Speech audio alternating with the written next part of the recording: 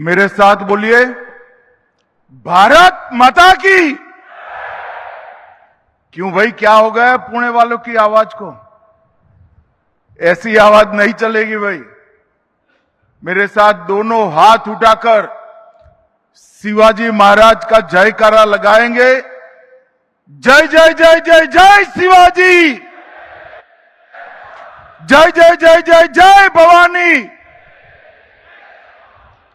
मंच पर उपस्थित महाराष्ट्र के लोकप्रिय और यशस्वी मुख्यमंत्री श्रीमान देवेंद्र फडणवीस जी आज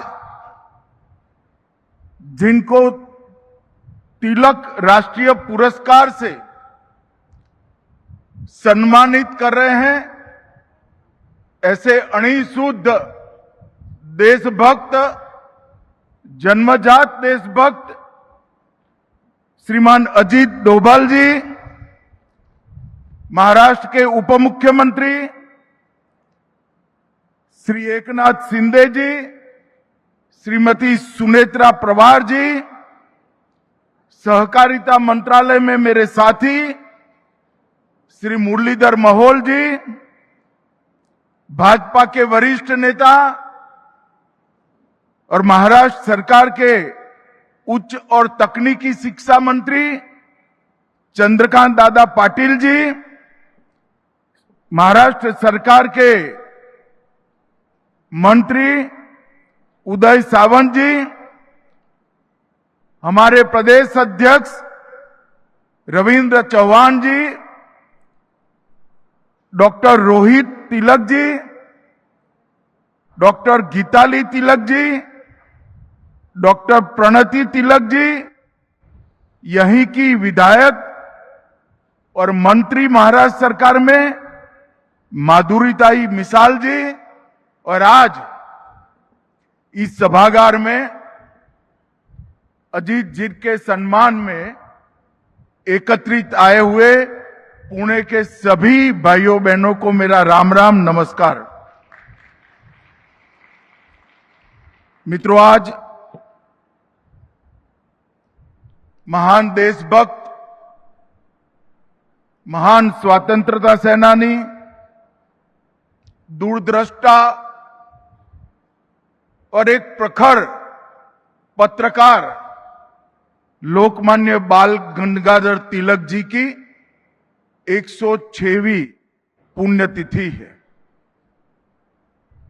मैं बड़े मन से तिलक महाराज के जीवन को, उनके सिद्धांतों को और देश की आजादी और देश का रास्ता प्रशस्त करने के लिए उनके योगदान को मनपूर्वक प्रणाम कर स्मरण करता हूं।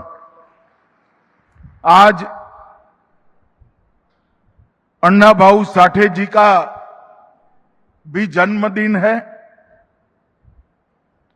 अन्ना भाऊ जिस परिस्थिति में पैदा हुए, समाज के जिस वर्ग में पैदा हुए,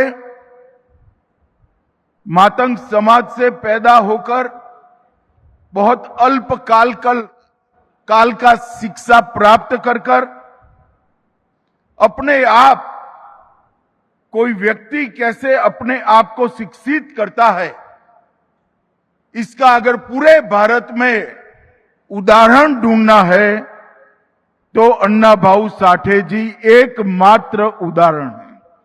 वो स्वयं विद्यार्थी भी थे, वो स्वयं शिक्षक भी थे, और फिर भी न केवल मातंग समाज, न केवल दलित समाज, समग्र समाज के एक महान समाज सुधारक बनकर वो उभरे। वो लोग कवि भी बने, वो क्रांतिकारी विचारों से अपने साहित्य का सृजन भी करे, और वो मराठी साहित्य जगत में साहित्य रत्न और लोक शाहीर भी कहलाए गए। जब अन्ना भाऊ के जीवन को समझते हैं तब मालूम पड़ता है कि पूरे जीवन में जो बच्चा सिर्फ 1.5 डेढ़ दिन ही स्कूल में जा पाया, उसने अपने आप को विद्यार्थी और शिक्षक दोनों बनाकर समाज में इतना बड़ा योगदान दिया। साठे जी को भी मैं मनपूर्वक प्रणाम करता हूं। भाइयों बहनों, आज तिलक महाराज की पुण्यतिथि है। कोई एक व्यक्ति के जीवन पर जब पुस्तक लिखना होता है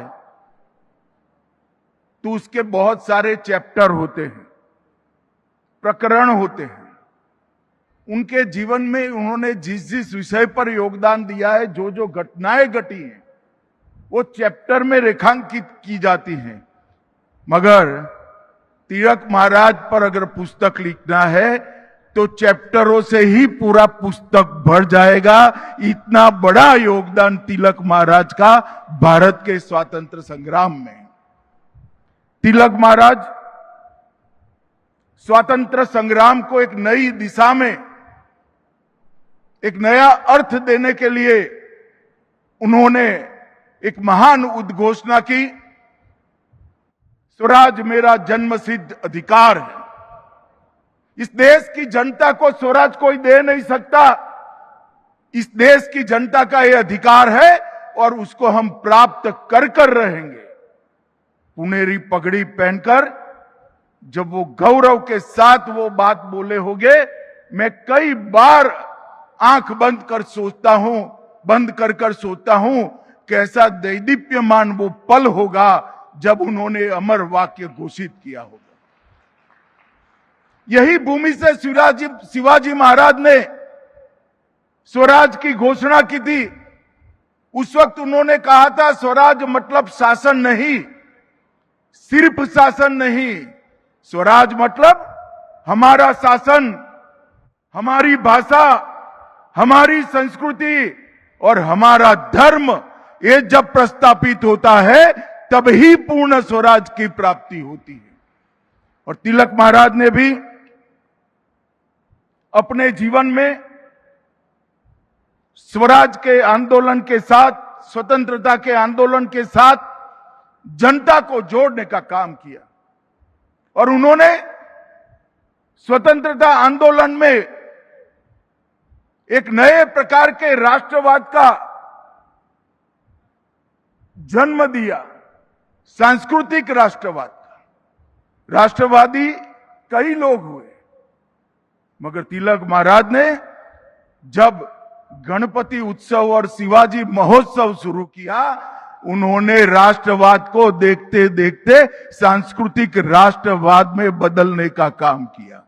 उन्होंने आने वाले दिनों में देश के चलने की दिशा भी तय कर दी और कहा कि ये देश जब भी आजाद होगा इस रास्ते पर चलेगा। और वो व्यक्ति की दूरंदेशी देखिए, आज देश सांस्कृतिक राष्ट्रवाद के रास्ते पर चल गया है, चल पड़ा है। अब उसको कोई वापिस नहीं ला सकता। देश यही रास्ते पे चलता रहेगा। तिलक महाराज एक शिक्षक थे, शिक्षा में राष्ट्रीय शिक्षा के आग्रही थे, प्रखर पत्रकार थे। पत्रकार कितना निर्भीक हो सकता है, वो केसरी के तंत्री लेख देखकर ही कोई इसका अनुभव कर सकता है। और एक बहुत बड़े चिंतक के रूप में उन्होंने भारत की आत्मा की अभिव्यक्ति दुनिया के सामने करने का काम तिलक महाराज ने किया। करोड़ों लोगों के हृदय के अंदर स्वराज का मंत्र प्रज्वलित किया। एक युग पुरुष, एक महान शिक्षक, एक निर्भीक पत्रकार, चिंतक, कर्मयोगी, लोकमान्य बाल गंगाधर तिलक की जोड़ पूरे स्वतंत्रता संग्राम में किसी के साथ मेल नहीं खाती है। वो सबसे ऊपर थी। मित्रों, इन्होंने अभी मुझे भी गुजराती में तिलक महाराज की गीता का अनुवाद दिया गया। मेरा सभी युवाओं से आग्रह है, गीता को तिलक महाराज की दृष्टि से पढ़िए।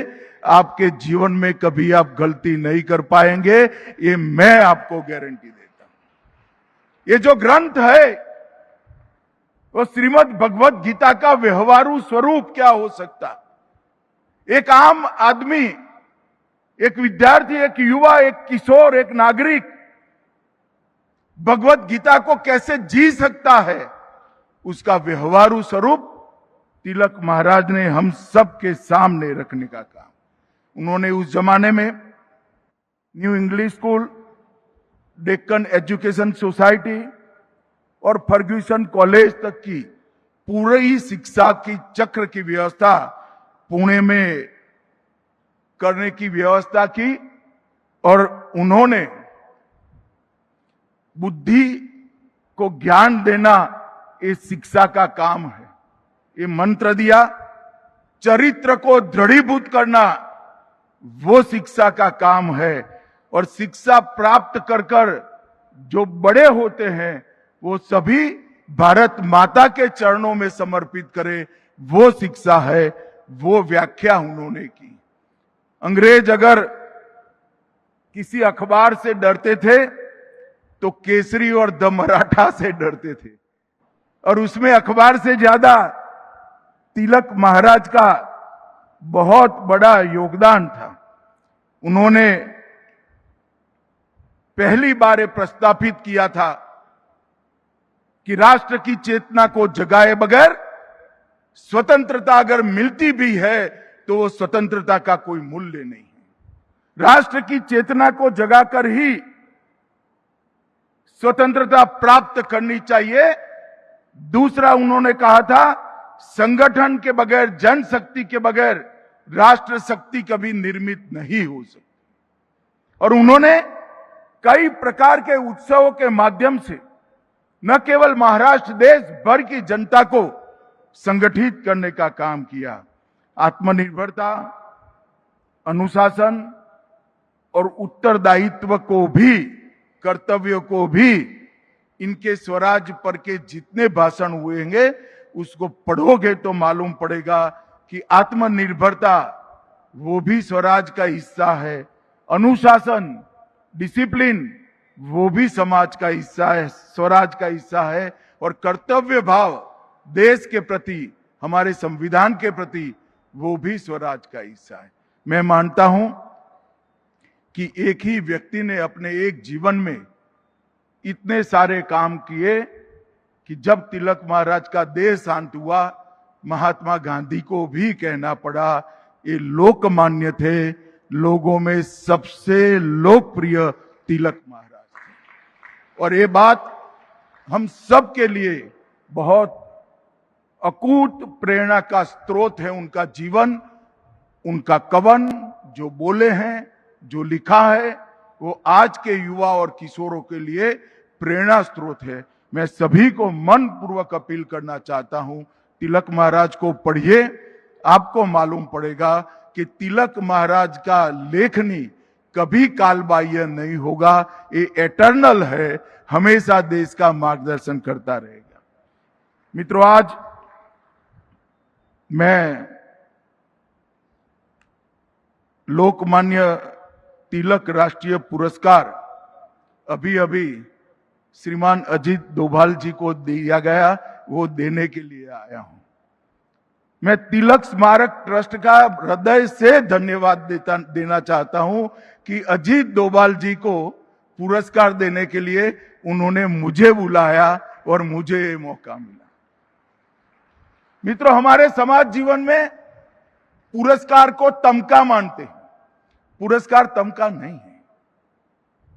पुरस्कार एक लोगों को प्रेरणा देने का और लोगों के, बड़े लोगों के काम को एक्नॉलेज करने की एक पद्धति है।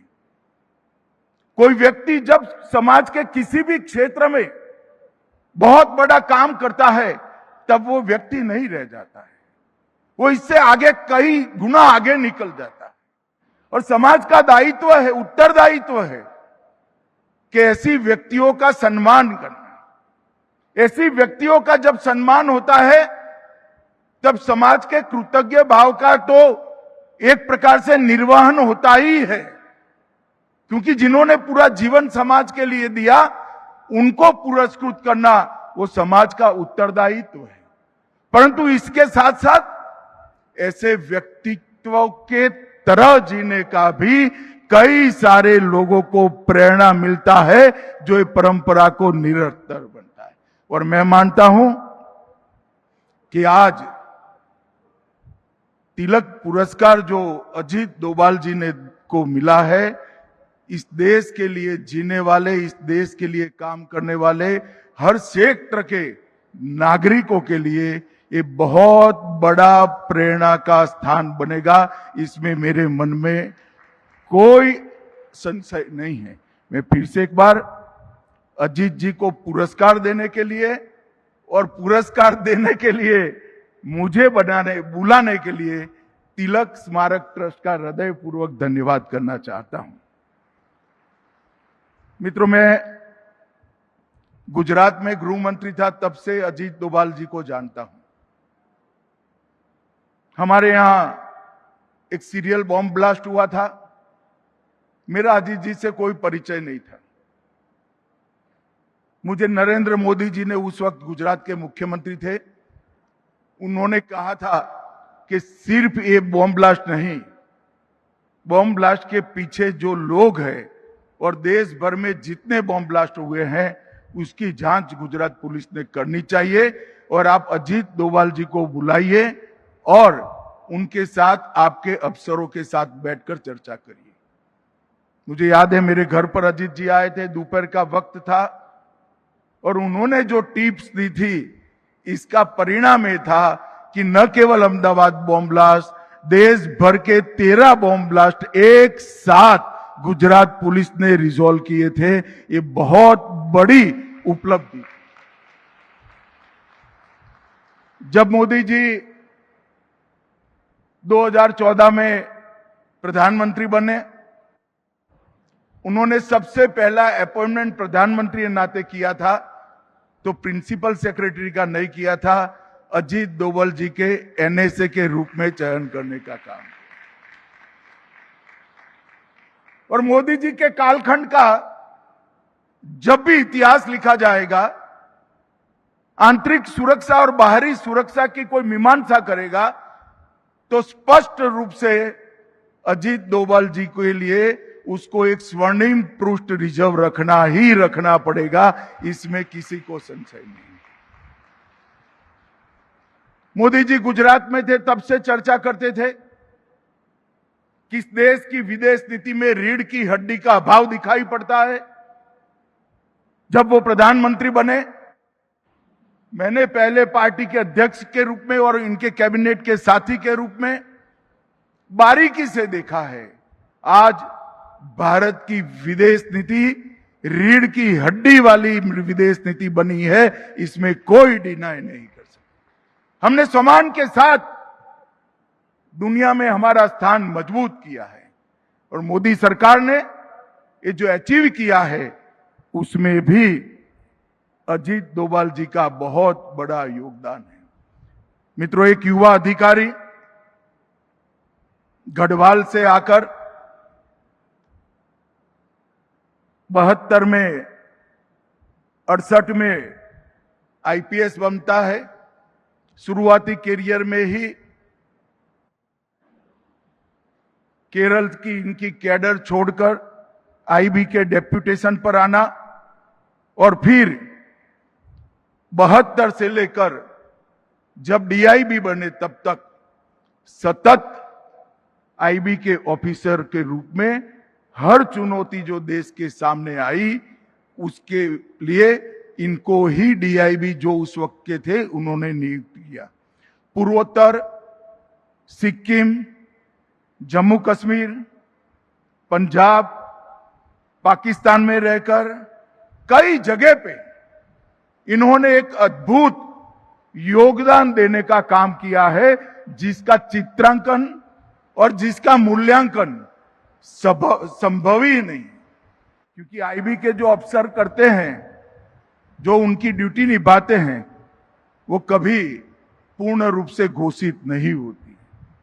पाकिस्तान में भी अजीत डोभाल जी ने 6 साल तक काम किया और बड़े क्रूशियल समय में काम किया। उसके बाद आईबी में उनको ऑपरेशन विंग में नियुक्त किया गया और मैं गृह मंत्री के नाते कह सकता हूं, मल्टी एजेंसी सेंटर देश की आंतरिक सुरक्षा की रीढ़ की हड्डी आज बना है। मोदी जी के आने के बाद 19 के बाद हमने उसको पूरी तरह से पुनर्जीवित भी किया है और एक नया अवतार भी आज के समय के रूप में लाए हैं। परंतु मैक के स्थापक अध्यक्ष अगर कोई था तो अजीत डोभाल जी थे। उन्होंने ही मैक की नींव, मजबूत नींव रखने का काम किया।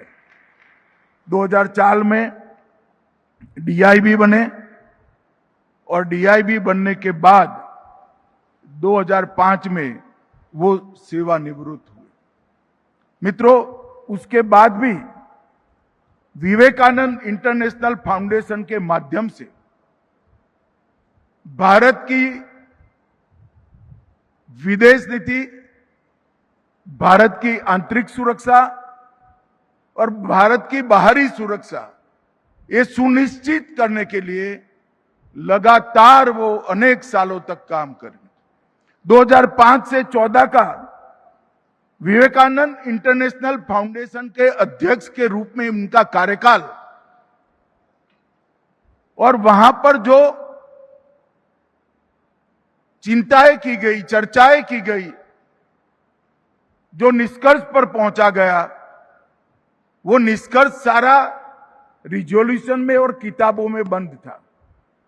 मगर 2014 में जब नरेंद्र मोदी जी प्रधानमंत्री बने, अजीत डोभाल जी को उन्होंने एनएसए बनाया और जो भी मंथन हुआ था उसको जमीन पर उतारने का काम कर दिया।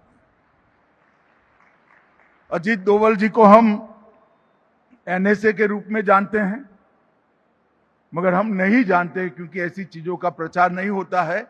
मगर आज मौका भी है, दस्तूर भी है। अजीत डोभाल जी देश के सबसे लंबे कार्यकाल तक एनएसए रहने का सम्मान भी श्री अजीत डोभाल को जाता है। और उन्होंने अनेक दृष्टि से